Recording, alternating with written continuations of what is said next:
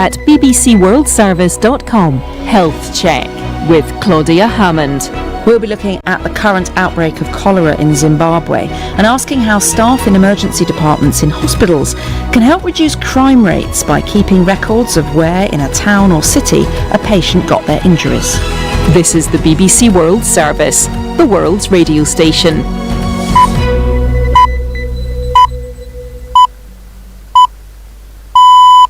BBC World Service, this is Sean Lay with The Real Story, one topic, 1 hour every week. And this week, for nearly a decade now, Narendra Modi has epitomised an India of change. The story he tells of the chaiwala or tea seller who rises to the top reflects his global ambition for his country to do the same. Just as caste can be overcome, so can the big global players, the ones who've tried to keep India in its place. As the Prime Minister prepares to campaign for a third successive term and demands the leadership role he thinks the world's most populous country deserves, why are so many worried by the course he's taken at home? Journalists harassed for challenging the government's narrative, many Muslims attacked by vigilantes, critics detained without trial under ill-defined laws created by the British. Can freedom and democracy survive in what many call India's push for Hindu nationalism? That's the real story from the BBC, coming up after the news. Hello, I'm Moira Alderson with the BBC News. The Israeli military say it's evacuating all residents of the northern city of Kiryat Shmona as clashes continue with Hezbollah fighters across the border with Lebanon. It comes as concern grows about Israel's conflict with Hamas spreading. Hugo Bishega is in Beirut. I've been talking to a source close to Hezbollah, and what they're saying is that the group is now watching what's happening in Gaza, and the situation can change. The violence has been contained right now, but this could change if Israel goes ahead with this possible ground invasion into Gaza, and militants here may decide that they must respond. Egypt says it's opened its side of the Rafah border crossing into Gaza, where desperately needed supplies of food, water and medicines are critically low. BBC Arabic's Abdul Basir Hassan has the latest. The Egyptian gate has two, an exit and an inlet. Both had in the past blocks of concrete in front of them. These blocks are now removed, and the gate of the crossing is now open from the Egyptian side. In the same time, there is a podium for the planned presser by the Secretary General of the United Nations, Antonio Guterres, is now at the moment is placed in front of the Egyptian gate of the crossing, which means Guterres is very expected there to be soon, as there are many media now gathering in front of and waiting for his arrival. The US President Joe Biden says he'll make an urgent budget request to Congress for billions of dollars in military support for Israel and Ukraine. Here's Frank Gardner. I don't think you'll have a problem getting the idea of aid and assistance for Israel through, but there is some resistance, particularly from Republicans, when it comes to Ukraine. There is a very vocal and growing body of opinion in Congress, particularly amongst Republicans, that Ukraine is not America's problem, it's Europe's problem. Kind of rolling them together like this into one and saying, look, these represent different types of the same threat to democracies and it's in America's interest, is quite canny of him and his advisors. I don't know if it's going to work, but Ukraine, of course, will be very worried about what's going on in the Middle East, and there must be a fear in Ukraine that money that would have otherwise gone to their air defences and to help them repel the Russians out of their territory is instead going to go to Israel. The hardline Republican Congressman Jim Jordan has said he'll seek a third vote on Friday in his bid to be elected Speaker of the US House of Representatives. Without a Speaker, it's unable to pass bills or approve President Biden's impending request for more aid to Israel and Ukraine. World News from the BBC. The US Army has charged a soldier who fled to North Korea in July with desertion, insubordination and soliciting child pornography on social media. Private Travis King, who's 23, was released from North Korean custody last month. He was flown to a military hospital in Texas for a medical assessment, including for his mental health. Britain's governing Conservative Party has received a crushing defeat in 2 parliamentary by-elections in England. The main opposition Labour Party overturned big majorities in the traditionally safe Conservative seats of Mid-Bedfordshire and Tamworth. Rob Watson reports. These are historically bad results for the governing Conservatives. They suggest the party is heading for a heavy defeat, or electoral Armageddon, as one senior Conservative put it, at the next general election, due sometime in the next 12 months or so. The Conservatives still hope they can turn things round, but no party has recovered from such defeat and poor opinion polling since the Second World War. The Italian Prime Minister, Giorgia Meloni, has announced she's separating from her long-term partner. It follows controversial remarks made by Andrea Giambruno about rape victims and recordings in which he appeared to boast of having an affair. Mr. Giambruno is a prominent television presenter in Italy and has a 7-year-old daughter with the Prime Minister. Recordings broadcast this week also include him saying women could work with him in return for group sex. Giorgia Meloni posted on social media that their paths had diverged and it was time to acknowledge it. The Australian government's decided not to cancel or vary a Chinese company's lease on the northern port of Darwin. The Prime Minister, Anthony Albanese, said an intelligence review showed no national security risks from Landbridge's 99-year lease of the port, which was signed in 2015. The decision comes at a time of improving relations between Canberra and China. BBC News.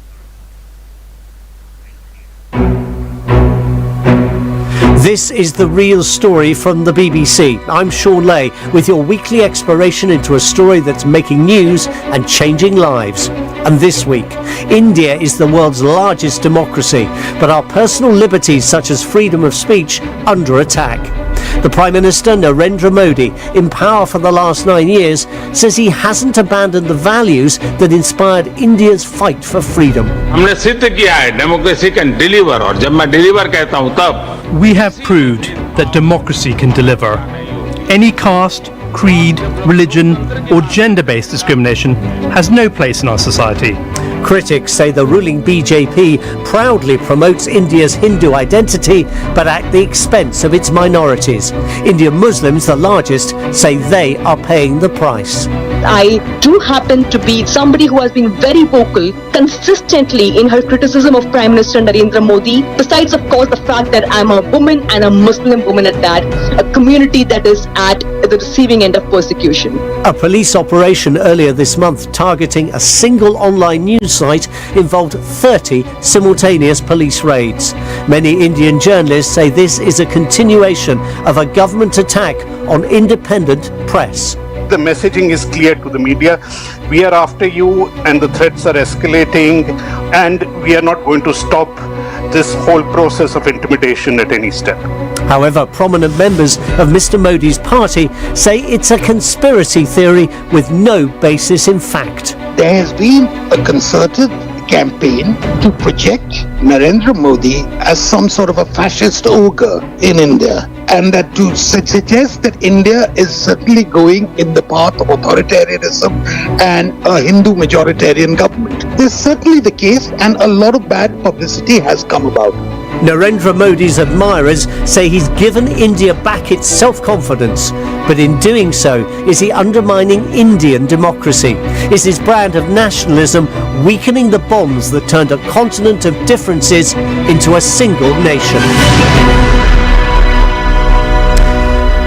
Well, India's general election will begin in just over 6 months' time, so it's an opportune time to examine the health of Indian democracy and the impact Narendra Modi's government is having on the country's freedoms and traditions. To help us try to do that, this edition's Real Story panel are Lisa Mitchell, Professor of Anthropology and History in the Department of South Asia Studies at the University of Pennsylvania.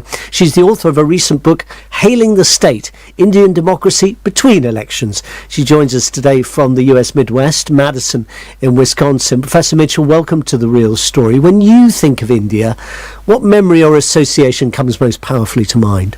Thanks, Sean. Yes, I've been going back and forth to India since the late 80s, for about 35 years. And one of my earliest memories, probably on the first or second day I arrived in India as a student, a university student in the late 80s, I was out exploring the city and I encountered a large procession I had, for some reason, assumed it must be a religious procession, but when I asked, it turned out that it was a political procession. Since then, I've been very struck by how vibrant and how everyday and ordinary public space engagements are in India. And another decade after that, a friend from India came to the United States to do her PhD, and we were talking about the fact that student stipends were taxable. And I said, oh yeah, that happened under the Reagan administration. She immediately said, didn't students protest? And I was really struck by that comment, because in India, people would protest, and in the US, they didn't. Thank you very much. Also with us is Debashish Roy Chowdhury, a journalist and co-author of the book To Kill a Democracy, India's Passage to Despotism, and he joins us from Hong Kong. Debashish, welcome. When you think of India, what memory or association comes to mind? I grew up in Calcutta, which had a reputation for political restlessness, and I have many, many memories of that. You know, as the second capital of the British Raj, Calcutta was the cradle of the independence movement. It also saw major social reform movements from the late 18th century, and it was again the cradle of the leftist movement in India and an important site of political contest against the Congress's then hegemony on power. So political rallies, protests, and various other forms of mass mobilization were a staple of public life as I was growing up. And some of them even for distant causes. I remember these huge rallies against apartheid in South Africa and rallies supporting Palestine. And it does feel strange now that Muslims are being arrested in many parts of India for supporting Palestine. Sadly, the Gaza conflict is yet another reminder of how much Indian democracy has degraded under Modi. Thank you very much. Tripurdaman Singh is a British Academy postdoctoral fellow at the Institute of Commonwealth Studies, University of London. He's in Geneva in Switzerland. Tripurdaman, when you think of India, what memory or association comes to mind for you? Thank you, Sean. Like Devashish, I grew up in India and I still go back very often. And one of the memories that came back to me very powerfully was an act of political violence that I witnessed once outside a polling station during a state election in India. There was a crowd of voters who hadn't been able to cast their votes because of errors on their IDs, where, someone's name didn't match the name on the voting list, someone's, age didn't match, someone's photograph didn't match. The polling staff, of course, was worried about voter fraud, so they wouldn't let many of the voters vote who weren't carrying the right forms of ID, or their names didn't tally with what was on the voting list. And then there was the security staff, the police, who were deployed to maintain order, and because there was people were getting really worked up. And at some point there was what in Indian parlance is often called a lathi charge, or the police simply waving their batons about, and whoever comes in its path gets hit. And to me, that was very emblematic of the functioning of Indian democracy.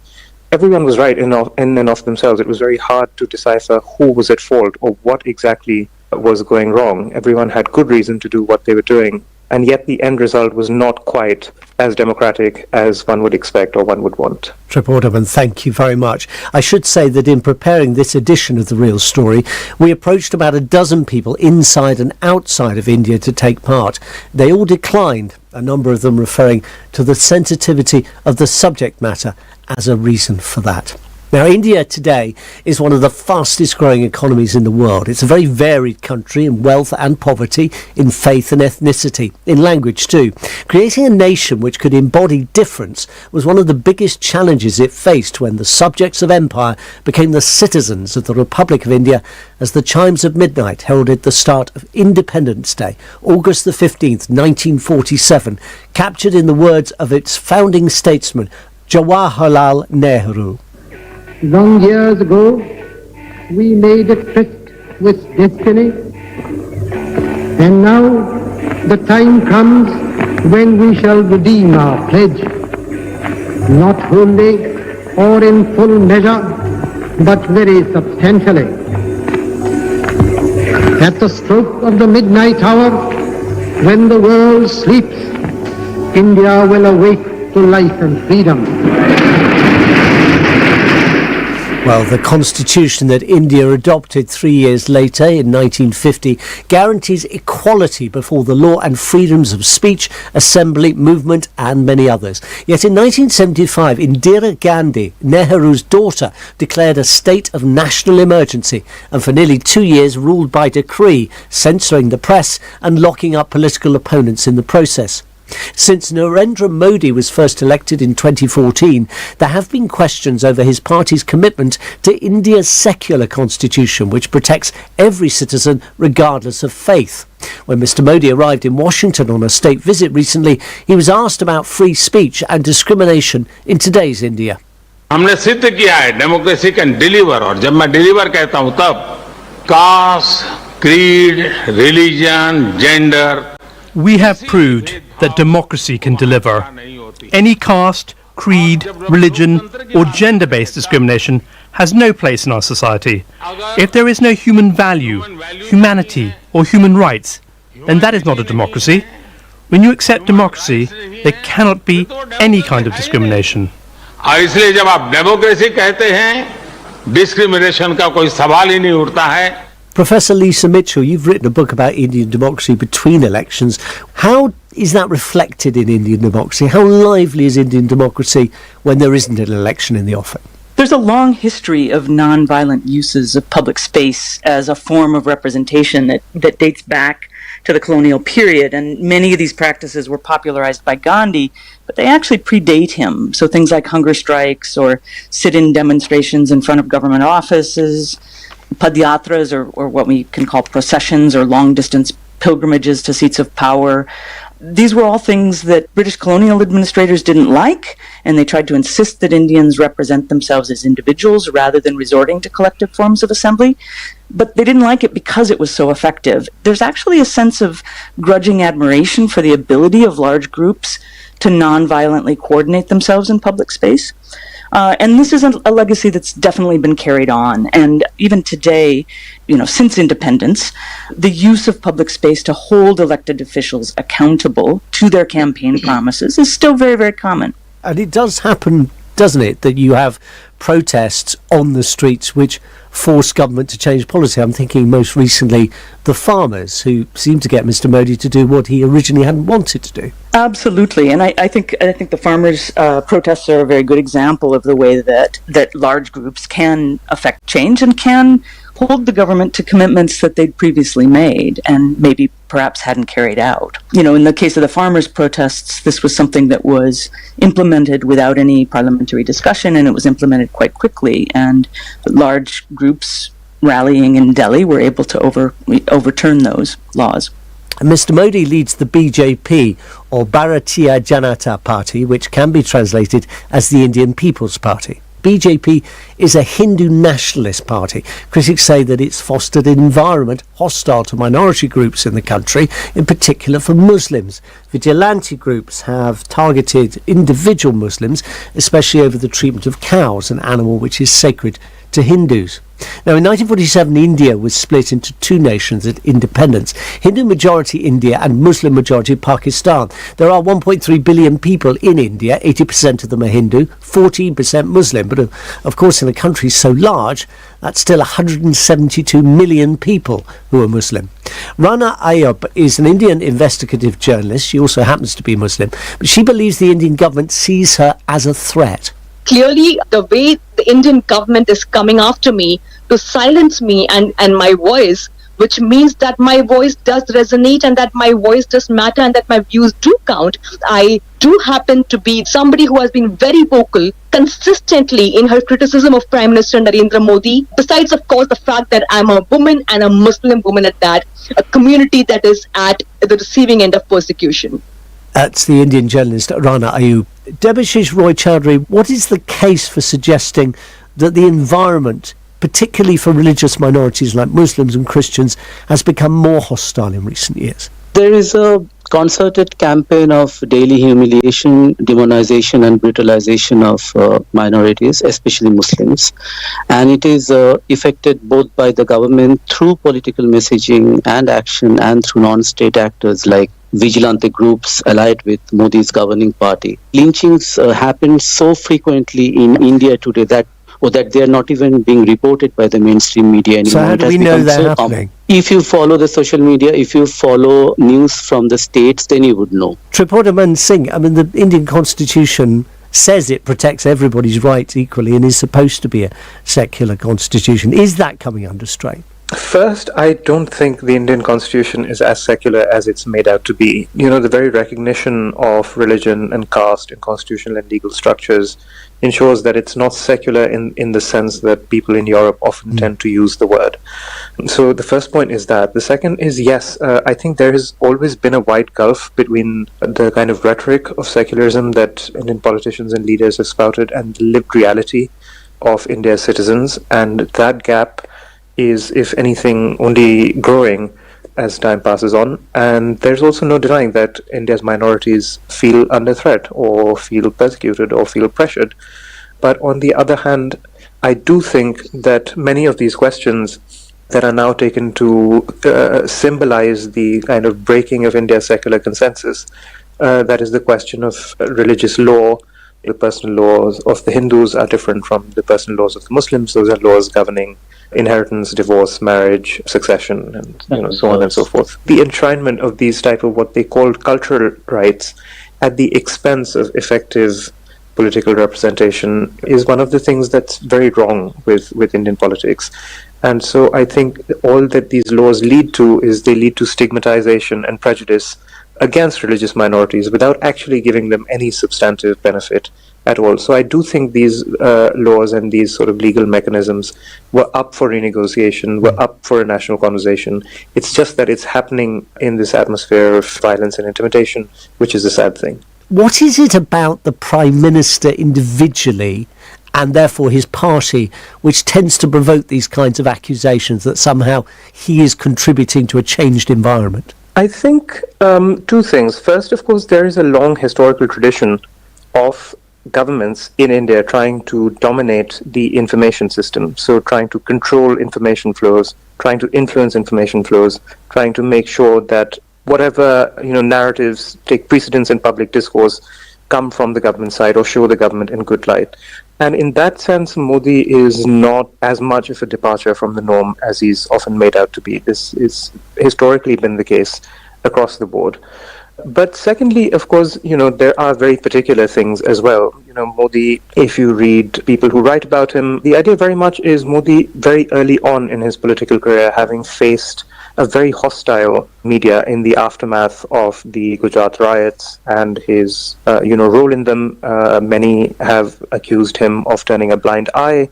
Many have accused him of being complicit. Of course, the Supreme Court has since given him a clean chit.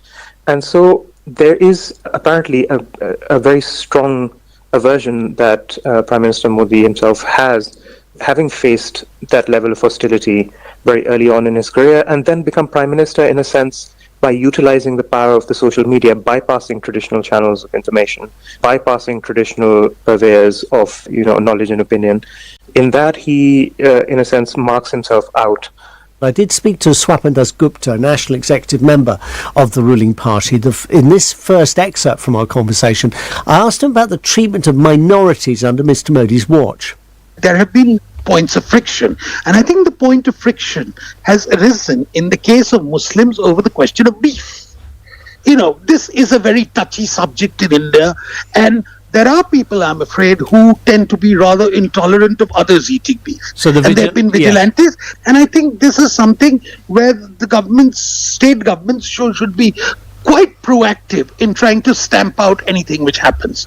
But that is a point of friction. The second issue which has happened as far as Christians are concerned, which has happened is often on the question of conversions to Christianity. And this is again a very touchy subject. So there's no point denying that there are points of friction, but this does not sour the overall environment of India, which is basically that of multi-religious, where all religions basically operate without fear or any form of intimidation.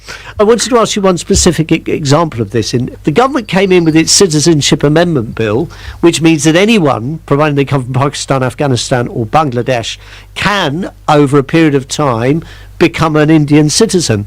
Hindus, Sikhs, Buddhists, Jains, Parsis and Christians, but not Muslims. The Citizens Amendment Bill was done so that those who were victims of religious persecution in neighboring states of Pakistan, Bangladesh, and Afghanistan were given an automatic fast-track entry into India after they came in. And there was a cutoff point of 2014. There was never any attempt to take away the citizenship of anybody who was here. It was only for those who actually came into India fleeing from religious persecution, and you can't deny that there was religious persecution. We still await its implementation, but it was wrongly interpreted as meaning that Muslims are going to be denied and deprived of their citizenship. The bill has no power to take away anyone's citizenship. It can only confer citizenship. Can I put to you a broader point then? Is there a problem for the Prime Minister and the government in terms of how they are projecting India to the world, that these and indeed to Indians themselves, that these kinds of misunderstandings, confusion, suspicions are able to develop? In other words, there will be people saying people don't feel these things without a reason. There is, to coin a phrase, no smoke without fire. What would you say to that? Well, I certainly think that there has been a concerted campaign to project Narendra Modi as some sort of a fascist ogre in India, and that to suggest that India is certainly going in the path of authoritarianism and a Hindu majoritarian government. This is certainly the case, and a lot of bad publicity has come about. Now, to what extent this has been the result of some hotheads within India, or is the result of people who find themselves dispossessed from the seat of authority for the first time after about 50, 60 years, is a matter of thinking. But let me also tell you that India has progressed exponentially over the past 10 years. And that's where it stands. It is really a question of perception. Within India, people find that we are actually reclaiming a lost inheritance, while others might say India is not what it was when it became independent in 47, that the Nehruvian legacy has been eschewed. So there are two distinct political points of view which you're confronting. And I think this is part of the democratic contest in India. It's part of the political rivalries which shape Indian politics. And I think it's healthy. So that's a view from somebody who is inside the BJP. I was talking to a member of the National Executive Committee, Swapan Desgupta. Lisa Mitchell, what do you make of that? When considering lost inheritance, the question is whose inheritance? And I think in a very diverse country with many languages and many religions, you need to include all of those inheritances. I think there's certainly globally many indicators. The Freedom House report and the Economist's Economic Intelligence Unit and the VDEM Democracy Report out of the University of Gothenburg in Sweden are all, pointing, I think most importantly, to the clampdown on freedom of speech, freedom of assembly in public space, freedom of the press. I don't think claiming inheritance is incompatible with freedom of speech. And I think if both of those things can be embraced, then you have a healthy democracy. Tripordaman, there must be a basis for the Modi government's appeal. The suggestion from critics, though, is that somehow that is at the expense of its more recent tradition since independence. Debatable. There is a tremendous amount of support for what is termed Hindu nationalism, and historically there has been as well. It's consistently received a certain percentage of the vote right from the get-go in 1951 when the first election happened. Well, in the second half of this edition of The Real Story, we're going to look in more detail at media freedom, why it could matter not only for the general election due in just over 6 months' time, but also for Narendra Modi's avowed ambition to make India the leader of the Global South. But we have to take a short break now. However, our panel, Debashish Roy Chowdhury, a journalist and co-author of the book To Kill a Democracy, India's Passage to Despotism, Lisa Mitchell, Professor of Anthropology and History in the Department of South Asia Studies at the University of Pennsylvania, and Tripur Daman Singh, a Fellow at the Institute of Commonwealth Studies in the University of London, will be back with us to pick up the discussion right after the news when The Real Story continues. This is the BBC World Service, where Mike Wooldridge is presenting a new series, Africa's Urban Future. By the end of the century, it's predicted that 3.9 billion people could be living in Africa. Most of this staggering demographic growth will take place in Africa's cities. The influx of people looking for better life continues to come into urban areas.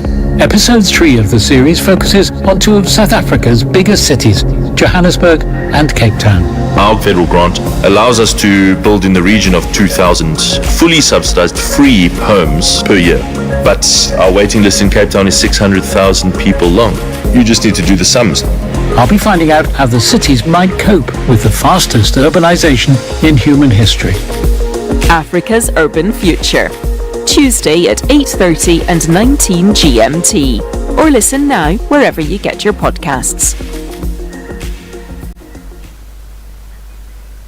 Coming up on The Real Story in the next half hour, Narendra Modi hopes to mark 10 years as Indian Prime Minister next year with a third election victory. Even critics say he's changed India. But for the better? More people locked up for sedition, an ill-defined crime from the days of the British. Journalists harassed and detained. Vigilante attacks on Muslims.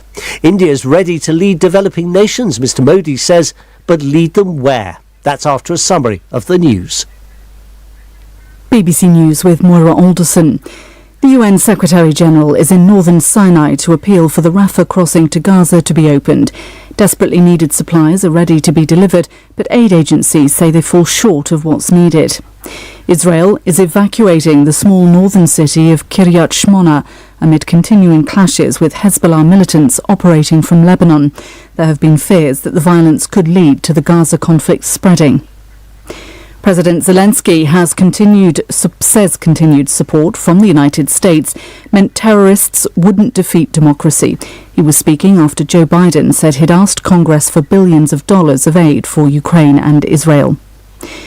Britain's main opposition party Labour says its resounding victories in 2 by-elections show the country wants change.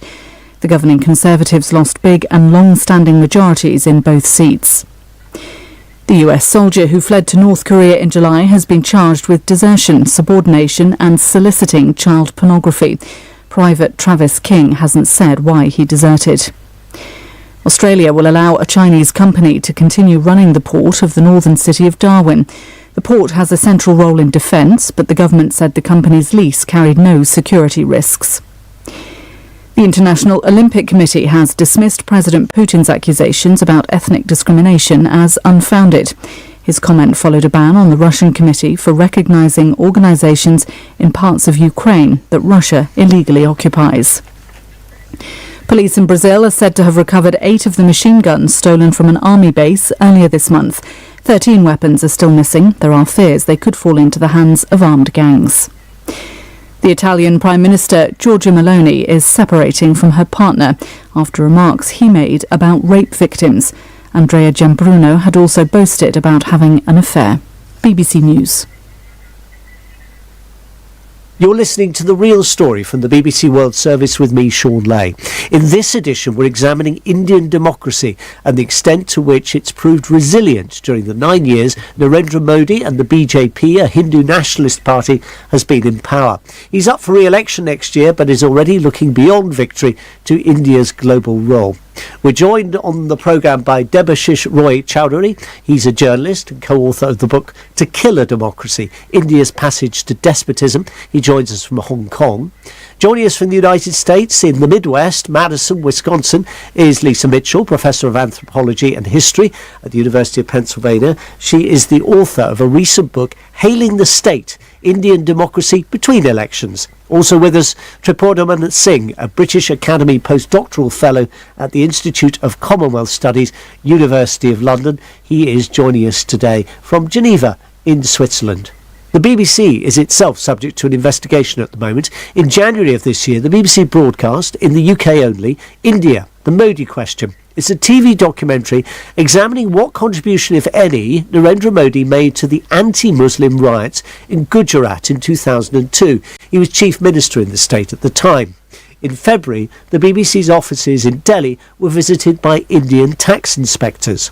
And this month, 46 people connected to NewsClick, a news website, were taken in for questioning in a coordinated series of raids, following allegations of links to the Chinese government. NewsClick denies that charge. Some of those detained say police questioning focused on the site's reporting of anti-government protests by farmers and by Muslims. Well, one state where there's been particular criticism of the Indian government's approach to independent journalism is Kashmir. Last month, the BBC's Yogita Lamai said this report from its largest city, Srinagar. At least 8 journalists in Indian-administered Kashmir have been jailed in the past few years, and we're seeing the frequency of this kind of action against the press increasing in the last 18 months. Some have got bail, 4 are still in jail. I'm in Srinagar, the capital of the region, and I've come to the home of one of those journalists who's still in custody, Asif Sultan. He was jailed in 2018. Last year he was granted bail, but before he was released from custody, a second set of charges under draconian terror laws was brought against him by the police, and he wasn't set free. And just off a busy street in the city, I've come into a small alley to his home, and we're going to speak now to his family. Asif is charged under a terrorism law, accused of aiding militancy. But his father, Mohammed Sultan, says he's been targeted for his work. Arrested soon after he wrote an article analysing why the killing of one armed insurgent by Indian security forces in 2016 had triggered unrest for years. Everyone knows he's innocent. He's a professional reporter and was jailed for his writing about the militancy. They wanted to make an example out of him, so other journalists don't dare to cover topics the government doesn't approve of. Asif's daughter Ariba was just 6 months old when he was arrested. She recognizes her father in a photo byline in the magazine he wrote for, but she's never had a chance to get to know him. There are more such cases. Last year, journalist Sajad Gul was jailed, accused of criminal conspiracy. A month after him, well-known magazine editor Fahad Shah was arrested on terrorism charges, as was journalist Irfan Miraj, who was jailed earlier this year. And that report was from Yogita Lamai on the state of the press in Kashmir. The Indian government denies that there's been a crackdown. I should say that the Indian government is directly responsible for Kashmir since 2019, when it scrapped the special status that Jammu and Kashmir region had under the Indian constitution. Well, Hartosh Singh Bal is the executive editor of Caravan News magazine. He says India's high-profile independent media are being targeted. I think what we've seen is an escalation of the kind of threats journalists face. So while there have been cases outside Delhi, there have been charges including sedition against some news magazines. This is the first time you've seen these many journalists in Delhi targeted, interrogated, their communications devices seized on the pretext that actually doesn't hold up when you examine it. So clearly the messaging is clear to the media.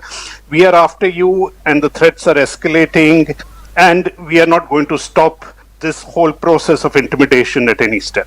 This was 30 coordinated raids across Delhi involving people connected in one way or another with this organisation NewsClick. Have you seen anything on that scale before? Never. This, I think, even through the periods of what we call the suspension of fundamental rights, called the emergency by Indira Gandhi in 1975, which lasted for 2 years, we never experienced anything on this scale. This is unprecedented. You've had a long career as a journalist in India. Can you give us a sense of how kind of perhaps press freedom has sort of ebbed and flowed over that time?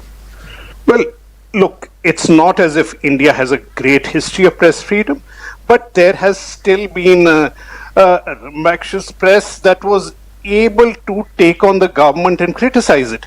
One of the reasons that the current BJP government led by Narendra Modi came to power in 2014 is the amount of reporting on the previous Congress government, including scandals by ministers, high officers in the government, which reduced the popularity of the Congress government.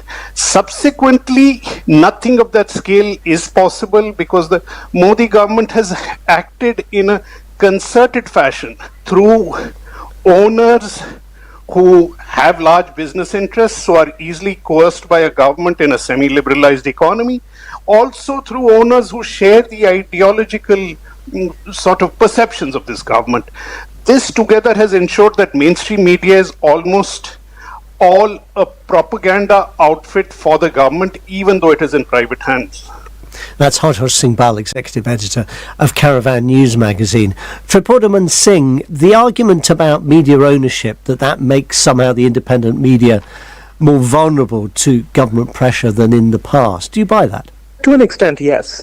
There is, as he said, we have a semi-liberalized economy in India. A lot of the press is owned by business conglomerates who have other business interests in other sectors where the government has a lot of influence or a lot of decision-making power. So, yes, many of their business interests overlap. And so business owners who also double up as the owners of most of the media channels can be arm-twisted by the government. And historically also have been arm-twisted by the government. So I was very interested in what Hartosh was saying, because I've often argued that what the current government is doing represents, in a sense, a sharpening of trends that had been visible, or a sharpening of attitudes and legal instruments that had been visible and that had been used quite a lot before this as well. I guess, though, that the difference now is that, let's say, when Mrs. Gandhi was in power, there was Doordarshan State Television, there was the Times of India, there was a relatively limited media environment, easier control. One might have thought in modern India, vibrant India, democratic India, actually there'd be so much media that it would be quite difficult for government to exercise this kind of influence. Well, the government doesn't exercise, they can only exercise that level of control over some of the large media houses. India has a tremendously diversified media sphere. If you do look at it, once you move beyond Delhi and move beyond the English-speaking media, there are hundreds of local news channels across the country in various languages. If you look at what had happened previously with the vernacular press that was published from state capitals, or in some cases local newspapers from a variety of different cities, they were more or less already very amenable to government pressure. They are dependent economically on revenue from government advertisements. It's the single largest form of revenue for major newspapers and news outlets in India. And they're also dependent on the government for access, given that we have a historic sort of tendency for the government to be secretive and to deny access to information. It's hardly surprising that, there is such a cozy relationship between the government and the fourth estate. And yet the Prime Minister himself in 2016 said the press is responsible for upholding free speech. The government should not have any interference in the working of the media.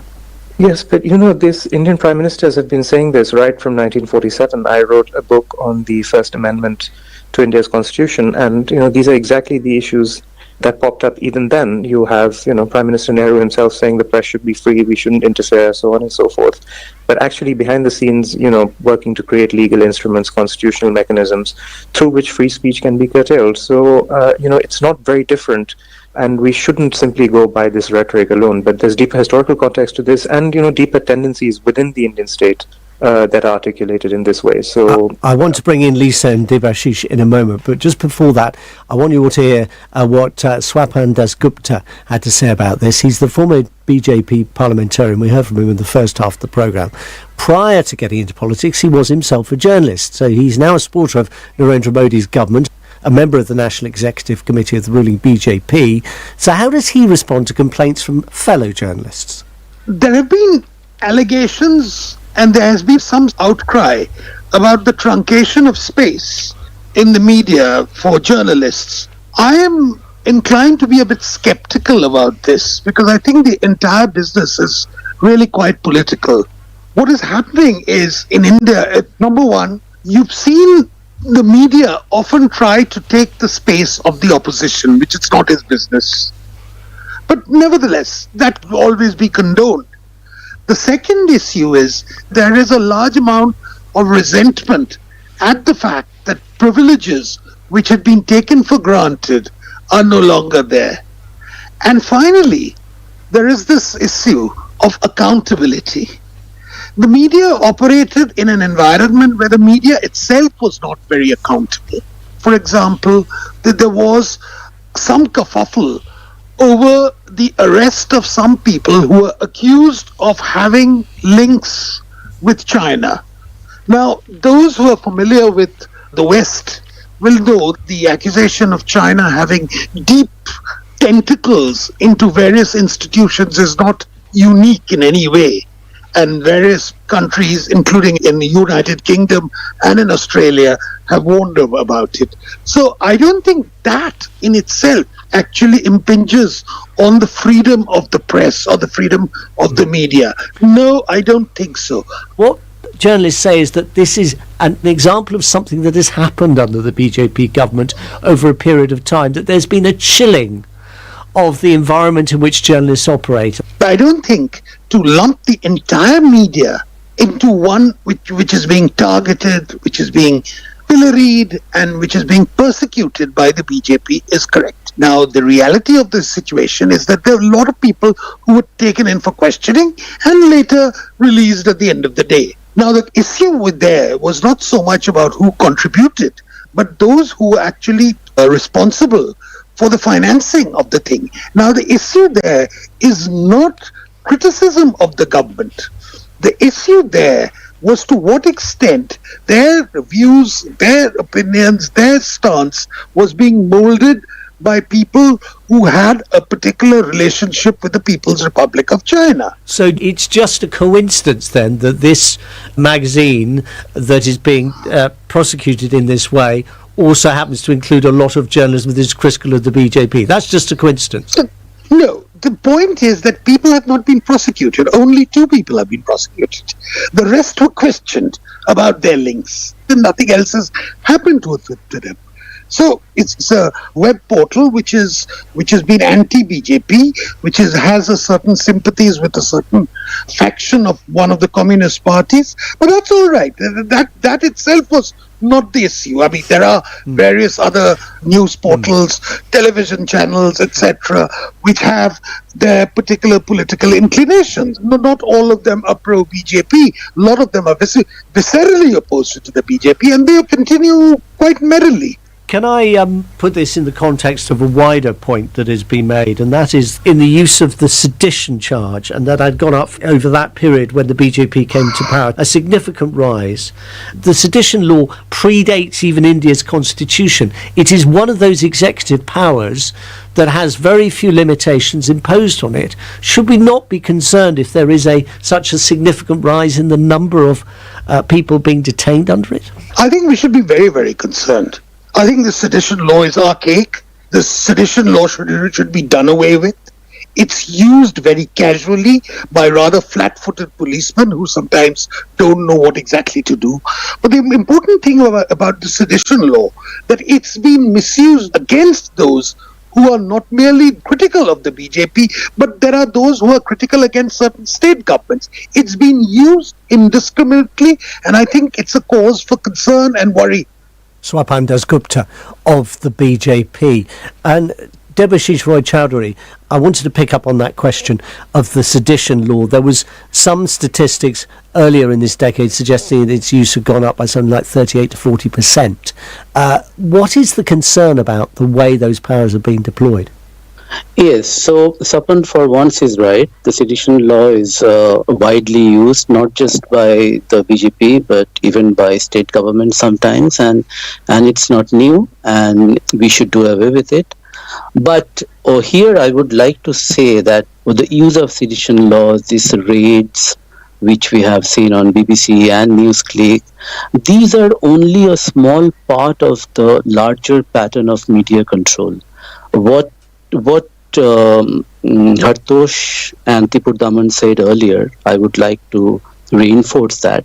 The biggest problem with Indian media is not coercion and intimidation through force. So the biggest distortion comes from the way the government of the day can control the media through money.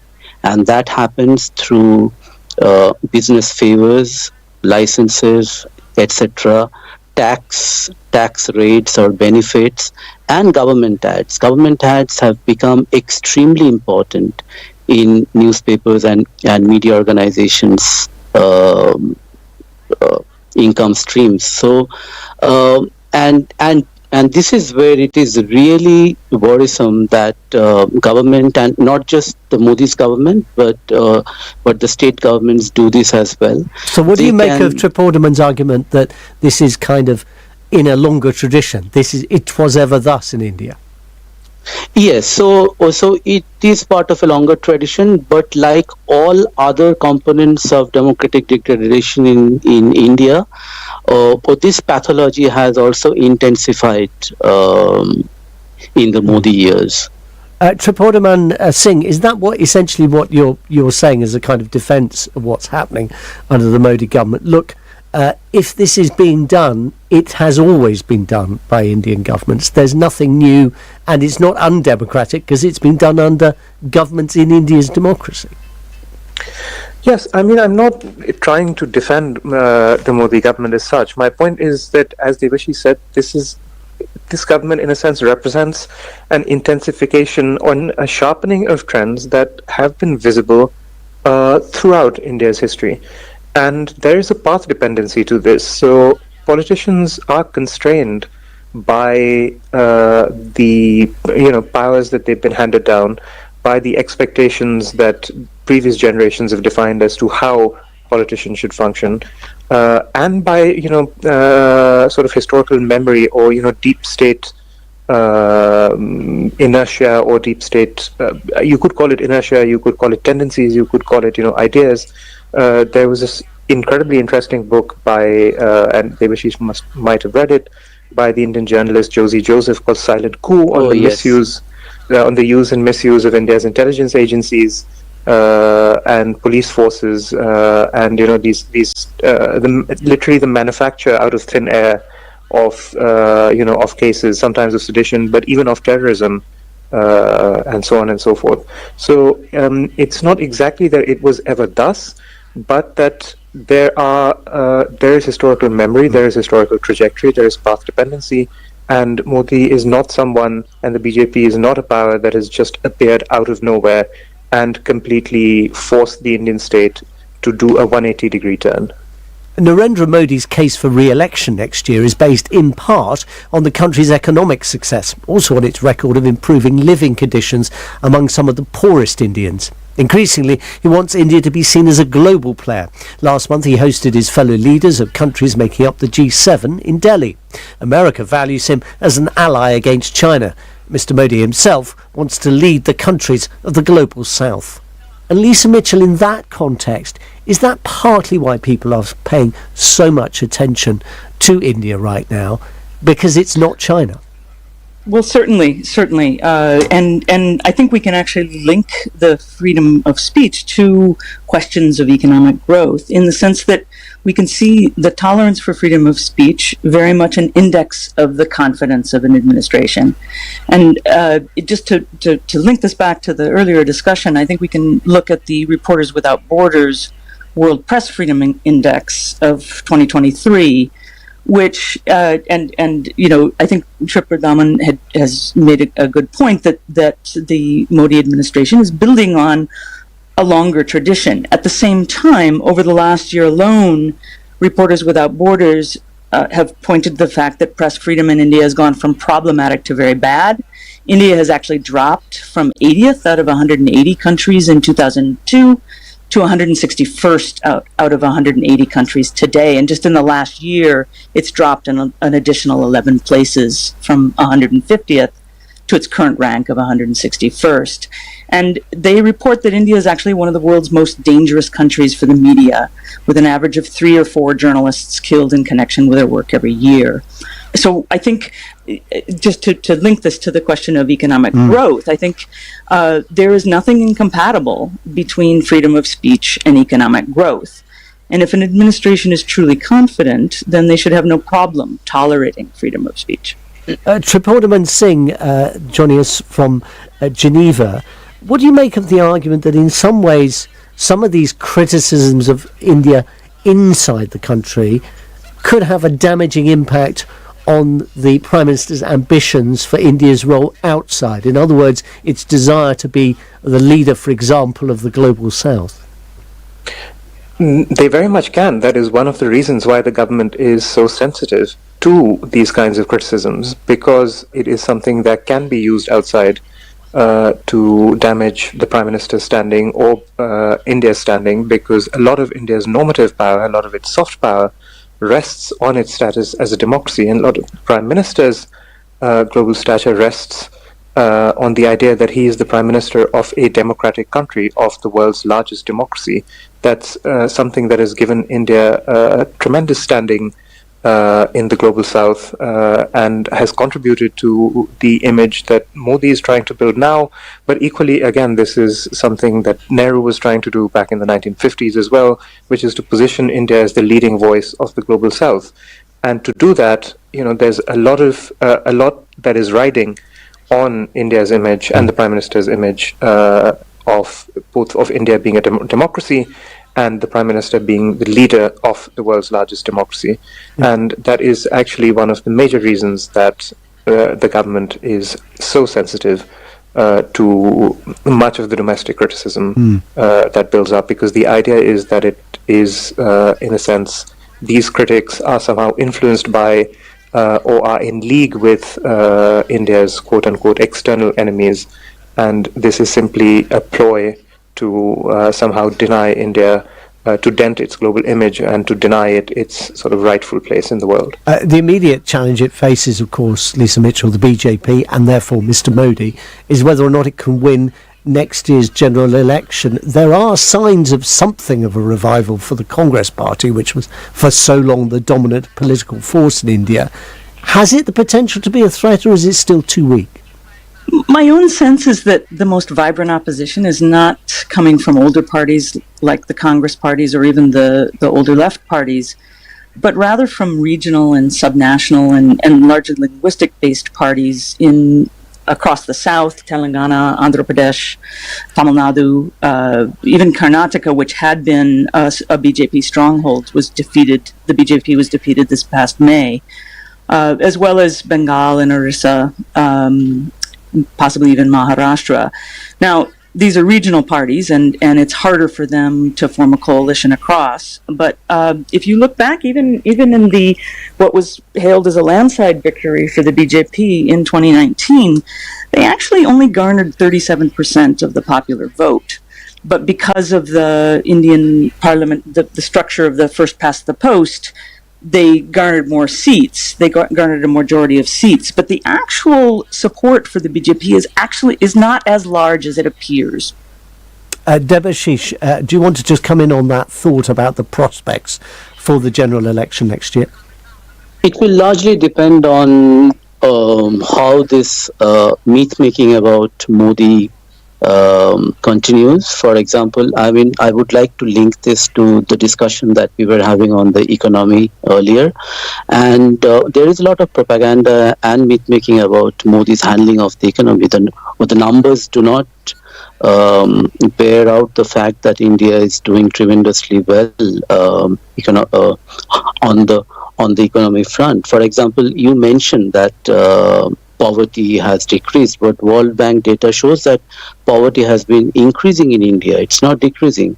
Indian households are today saving less than they have been for half a century. Hunger is rising. India this year fell to 111 out of 125 countries in the global hunger index. And in this region, it is only better than Afghanistan on this count. So everybody is ahead of India. So all of this, how the opposition managed to highlight this, how the opposition will force the big issue to come out and be debated on, it will depend largely on that. And of course there can be tactical seat adjustments, not to split the opposition vote, that might help. Well, that's it for this week's Real Story on Indian democracy. Thanks to our guests, Debashish Roy Chowdhury, an Indian journalist and writer, Lisa Mitchell, Professor of Anthropology and History at the University of Pennsylvania, and Tripurdaman Singh, a British Academy postdoctoral fellow at the Institute of Commonwealth Studies in the University of London.